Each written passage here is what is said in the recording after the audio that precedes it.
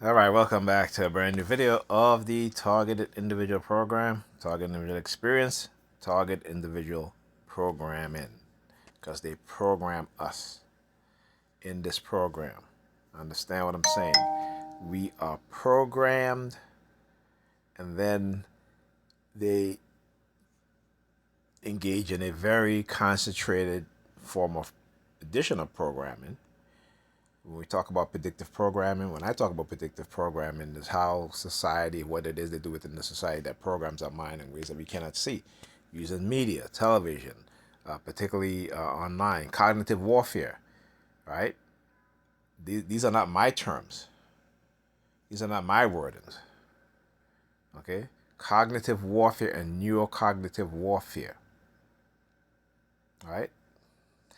But this is a video for that I had asked Ti in California if I can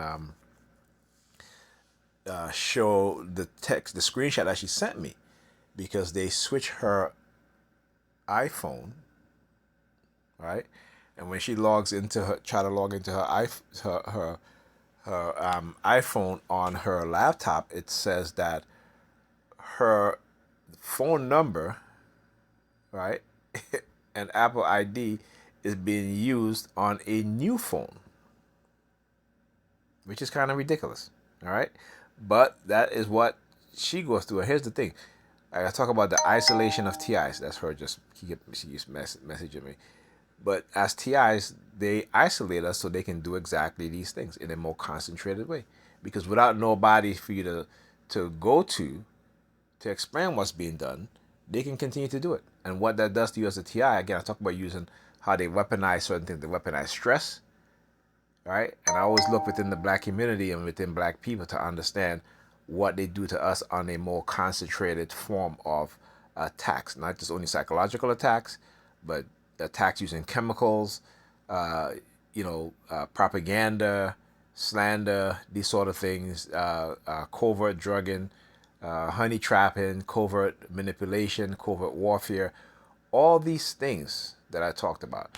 Because it's interesting, like I said, the ancestors that's within me always guides me, and I do rely on them, because I recently purchased an audiobook called "How Drugs Is Weaponized Against Us." Right, drugs as a weapon against us, and then there it talks about how they, particularly black leaders, how the CIA, have been engaging in psychological warfare, but also covert drugging of black leaders. Okay, hear the sirens in the background. As always when I talk about these things, you know. But it was one of the section of the book, one of the chapters. It talks about how they were doing this stuff in the Caribbean also. They were doing this stuff in the Caribbean also, and particularly on the island of Antigua. He referenced. Now I talked about when I went to Antigua, I was on the beach. How all of a sudden, like at the time I didn't think about it. Like my inner voice said, "Look up," and as I look up, my inner voice said, "Look up," and as I look up, immediately, right? This was around probably after 11 o'clock at night. Uh, a SUV, silver gray SUV, stopped in the middle of the road. A guy gets out of the vehicle and he just walks away. Never came back. Left the vehicle on the road. And I say they do these things because they know that what it is that they're going to do to me and to others, TIs, and these things are a reminder that they're the ones that have orchestrated these things. And again, I keep telling you, they send me this subliminal message because they believe that no one's going to listen to me. No one's going to try to understand what's going on. Right? All right. So, and I talk about the same thing. Me, I talk about the same thing because they target us in a very similar way, using children, like I talked about today in an early video that I uploaded. Now I want you to. Now she said to me I can use this video, so I'm using this video. But let me play the video. They've been BCI targeting today, and what I'm noticing is that my phone, I have it facial recognition, and then it won't open without the code because they're fucking around or gaining access to the phone. All these motherfuckers keep coming out, and these goddamn kids that should be in fucking school, but they're religious homeschooling fucking bullshit, they're out here targeting. Okay. Now again, she's just talking. She's not saying. And she curses a lot. So something I curse too. As TIs, I mean, hey, it's the language. It's the language that we use. Okay, there's nothing bad about it either. Actually, as Bobby Hemmett said, the only curse in the English language is the word damn. Okay, that's the only curse in the English language, right? So if you use those what you call 4-letter words, right? Those are not curses. You're not cursing, right? If you say the word damn, no, that's curse. All right. What else? I wanted to show something else also. Hold on a sec.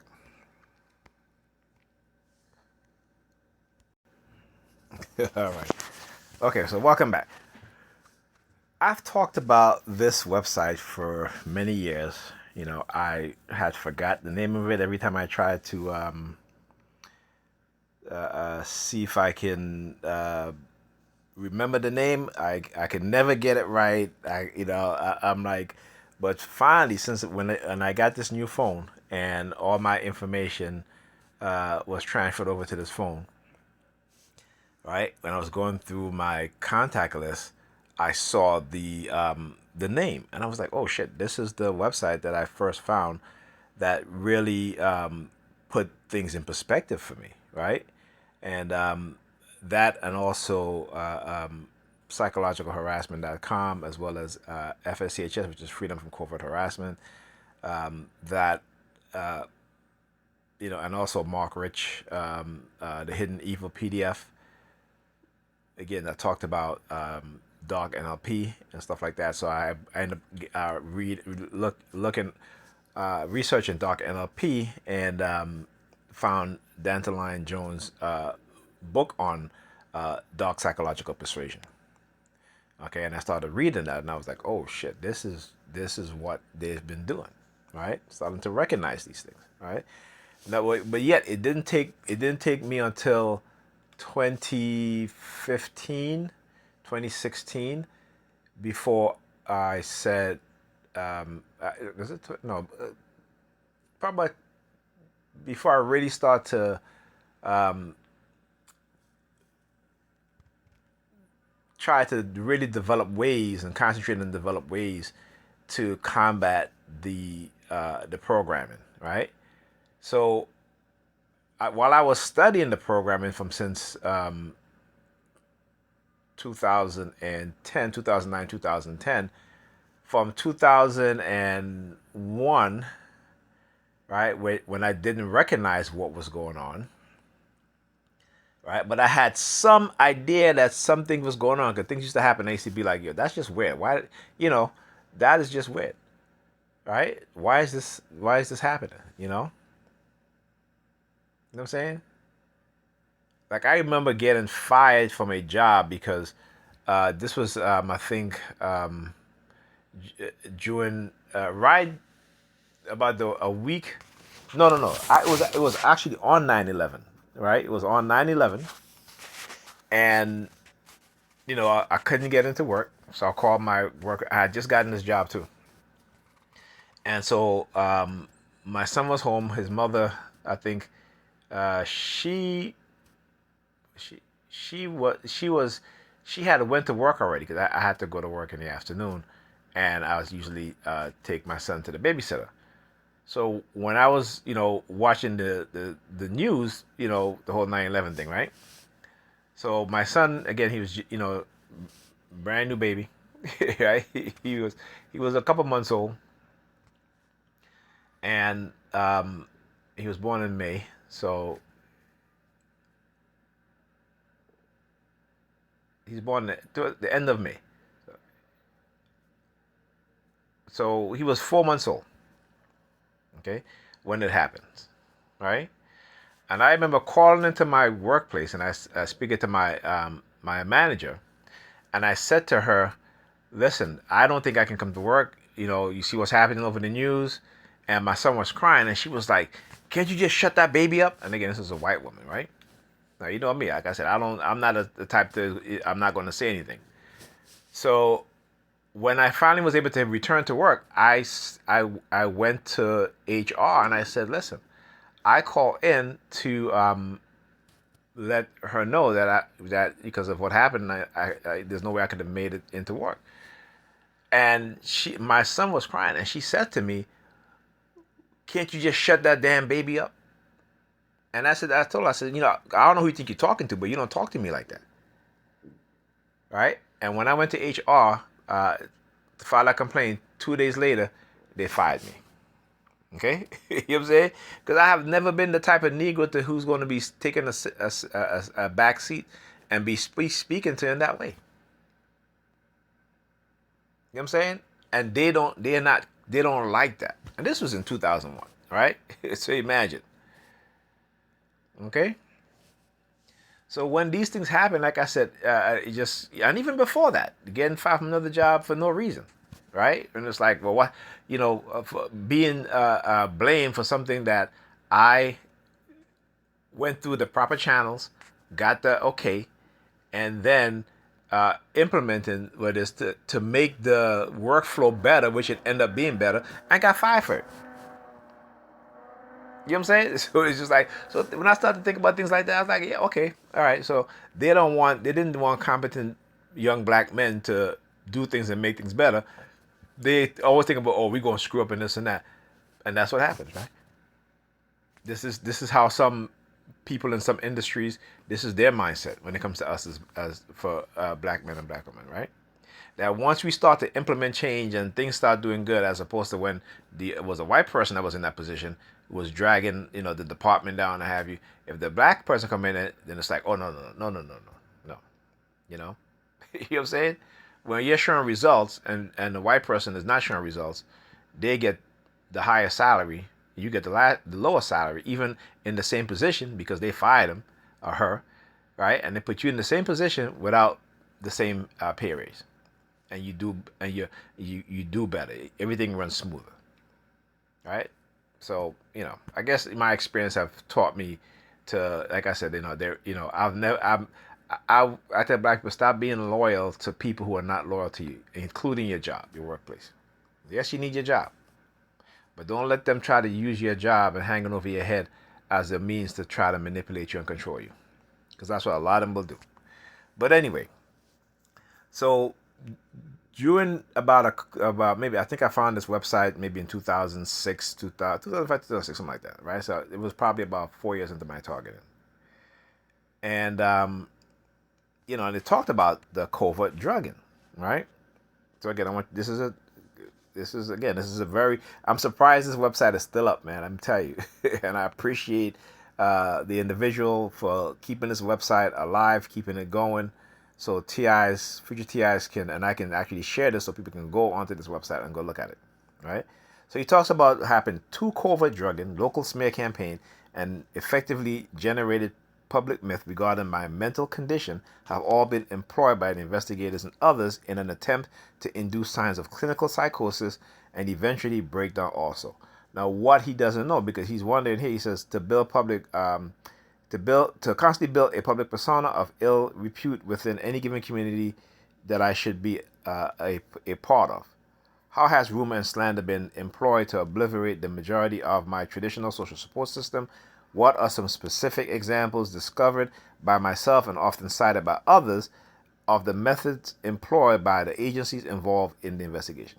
From covert druggings to false witness testimony, what purpose do the various incrimination attempts which have been employed against me serve?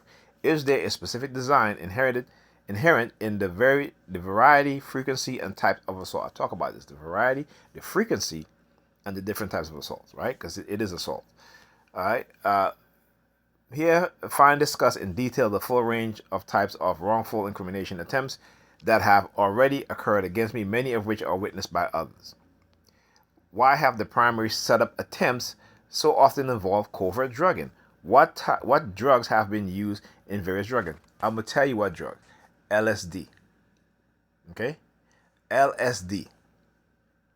All right, and all you got to do if you're like I said, you're TI, go and get the book. You get the Kindle version, the hardcover copy, what have you, or the audiobook. Doesn't matter.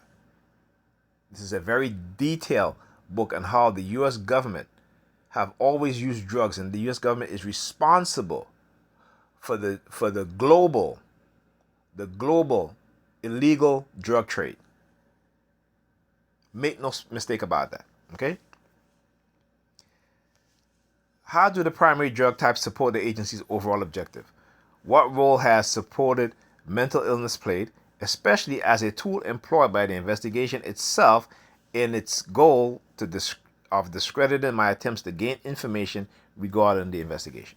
All right. Let's go here.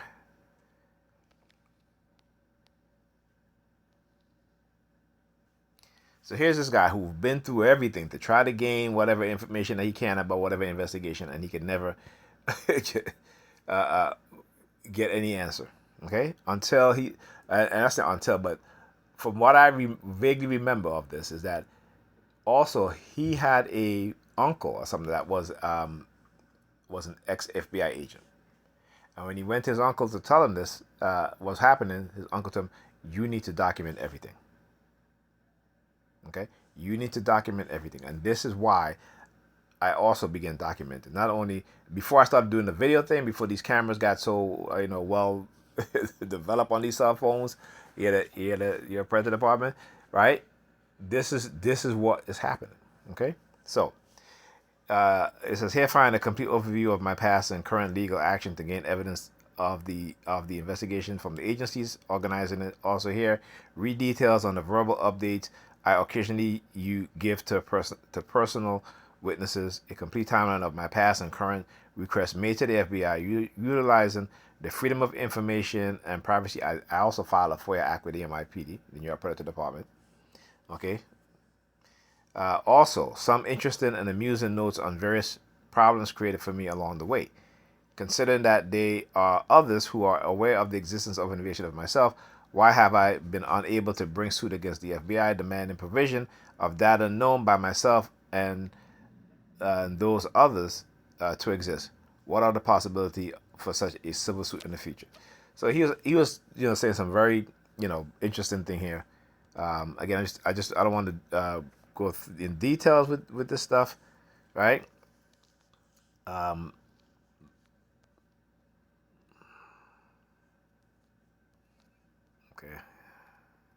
All right. Okay. I'm gonna read this. All right.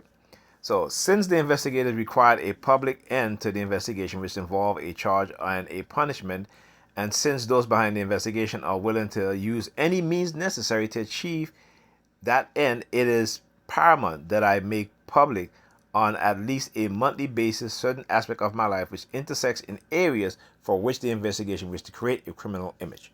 Computers, the internet, sex, drugs, etc.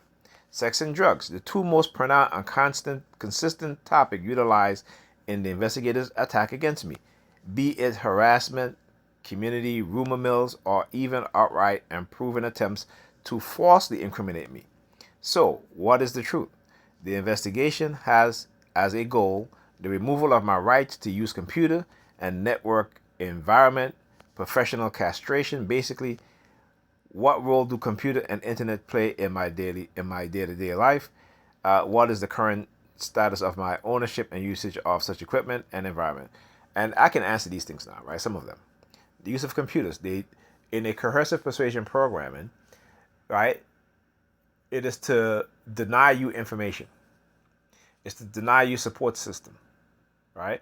It's to deny you a peace of mind. It's to always keep you under constant stress because they've weaponized stress. Okay, it's to use false accusation against you, right? It's to covert drug you with LSD because LSD is a drug that has been known not only to soften up a person's mind for mind control, but to also create mental illness, right? Sometimes ranging from mild to extremely mentally psychologically damaging a person's mind. Okay, all right. the computer, trying and also sending you threats about downloading images, certain types of images on your computer. All right. That's why when I leave my house, I always turn off my computer. I shut it down. All right. But I also turn off the power switch in the back of the computer. Okay. So, and it's a hassle because sometimes when I restart it, I have to go into the BIOS and redo the settings and such, right? But as a TI, like I said, you have, you cannot be so ignorant to the fact that even though you have done nothing wrong, that these people are not going to try to set you up. Okay? Because these people are sadists, they're sadistic, particularly when they're in a cult, a religious cult, or any kind of cult, particularly a destructive cult. They are sadistic, right? They find enjoyment out of destroying people's lives. That's who they are. Okay. So central to the investigation, behavioral science desire for unrestricted and court-mandated psychiatric and even biological testing is the consistently push idea that I suffer from some sort of incapacitation of memory, which has been my experience with such disorder, if any. Yeah, because what it is that they do, it directly affects your neurological state. Stress. You have to understand how stress is such a powerful weapon. See, they know this. We don't. We just say, oh, I'm stressed. But stress can lead to horrific illnesses. Sometimes even fatal illnesses. From strokes to heart attack to psychosis to all the, I can go on, right? To hypertension, all these things. So it's not just, particularly in the black community, like I said, where black women are, they're being, not only being weaponized against their men, each other, and their children, right? But they're being weaponized in the sense that when it comes to their own health, okay? I was just watching a video. It talks about black, as I said, the rise of the Negropean, okay? How the self-hatred, always wearing makeup, tons of makeup on. And then you look at the chemicals that are in those makeup. When they take those makeup on, their skin is messed up. Chemicals in their hair, right? When they put all the chemicals in the hair, guess what? It messes up their hair. It messes up, not also that, but a lot of them will have brain tumors, brain cancer, right? Losing all of their hair, the loss of their hair because of the chemicals in those things. But they still use it anyway because they're trying to look like someone else who is trying to look like them. That's the biggest self-hatred, and black women in particular are most susceptible to these kind of attacks where their self-esteem. But instead of going to the gym, working out, instead of doing a healthy skincare regimen, instead of wearing as little makeup as possible, right? They want to catfish every dude. They want to catfish every dude. And so now they're at the point where you can't even tell them to take off their makeup because they will tell you that you don't care about them, you don't love them, and you can't, and how you're broke and all this stuff if they can't, keep. She said, one woman said, well, if you want me to take off my makeup, that means that you can't help me upkeep my appearance. I'm like, what kind of shit is that? You're in a relationship, you got to go to bed. What you going to do, wear the makeup all the time? That your man is not going to be able to see what you really look like? This is what it is that they're doing. So how are they doing it in the video? How are they doing it? Through silent sound, spectrum, microwave, and radio frequency to manipulate our minds without us even realizing it, to use psychological manipulation, psychological conditioning to change and give us a new mindset. And remember, it takes a decade to give, using the methods that I described, to give people a complete different mindset. Okay? Now, also, like I said, stress, right? Also, the church and the pastors and the message that the pastor is telling these women about equally yoked. That's what they say, right? Equally yoked. But let me ask you a question. When they say equally yoked, they say, well, equally yoked in God, in finance, in all area of your life.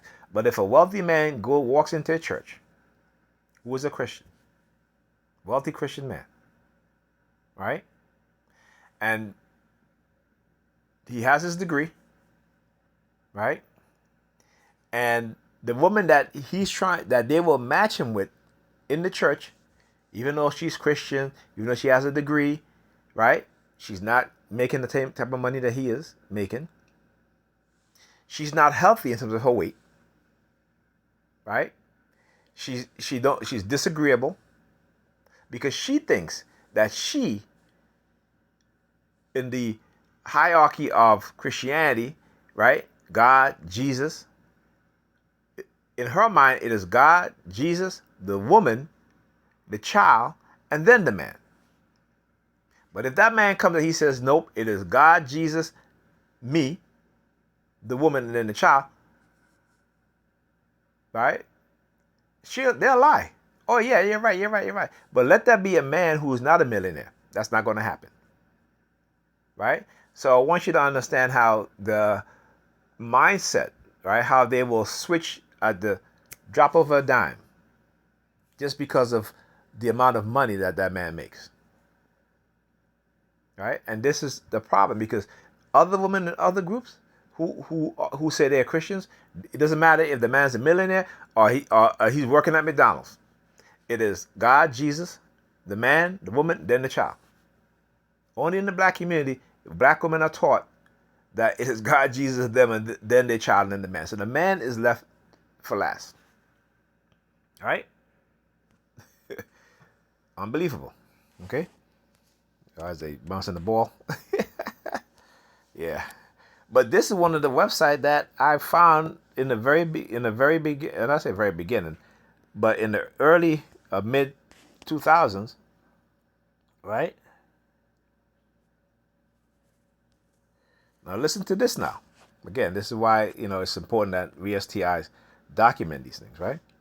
And again, at that time, I didn't have a clue what was going on. You know what I'm saying? I used to talk to my brother, that was it.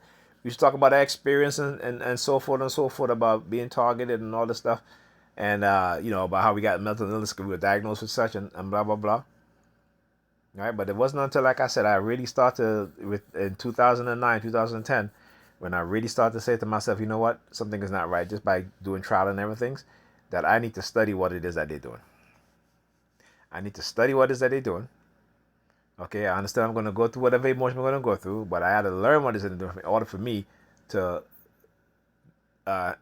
handle what's happened to me better and not take it out on the people around me. Okay, even though, and when I've done that, what they've done is that they've gotten the people around me not to target me even more. Okay, so he says, I would not have made it 5 years through this circumstance if it were not for the fact that I found others, mostly online, who are experiencing near identical event in their own lives, some even far more severe and creepier than my own. This section is devoted to making available certain of those persons' work, as well as certain sites which help others wishing to investigate the FOIPA Act. All right? Do you want to learn about the FOIPA Act? Look here to find various resources related to the history of the FOIPA. Is this FOIA? Or I think it's FOIA, right? FOIA, FOIA. But anyhow, this was in the early 2000s. So Act, as well as various sites which helps you to submit the most effective requests. And it's because of him I filed a FOIA request with the New York Predator Department. Okay? Yes, I did that. Okay? Have you or someone else known and such? And he goes, okay, what exactly is gang stalking anyway? What defense does any given individual have against organized assault on his or her character or property? What about the mental stress created by such assault? See, no one talks. As a TI, like I said, I understand. That's why I said, as a TI, do not beat up yourself. What they've done to you and I, right? They already know the outcome. They already know how you was going to act, what you were going to do, because it has been conditioned, preconditioned into your psyche. Okay? It has been preconditioned into your psyche. And not only can I say it, but I can prove it. Okay? Here I've made certain pages available and so forth and so forth. Okay? Let's see here.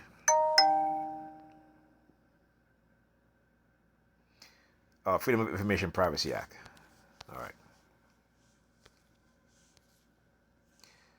Let's see if I can go back to here it is. So this is the main his main page, and he talks about what family connections, right? Regarding memory loss. I talk about this all the time. They understand what it is that they do, the effect that it has on us. Okay, and it's going back. This is going back from 2006. All right. So I want you guys to, and I talk about, and again, this is 2007. What predicting violence? When I talked about when we talk about and this was before Minority Report, right? So back then, TIs, we were talking about this pre-crime predictive thing, which is all bullshit. Okay, that's all that is, and I'm gonna tell you why it's bullshit, because they're the ones that's creating the situations. They're the one that's creating the criminal mindset. All right. And because what? There is money to be made in crime. There's money to be made in criminality, in criminalizing people.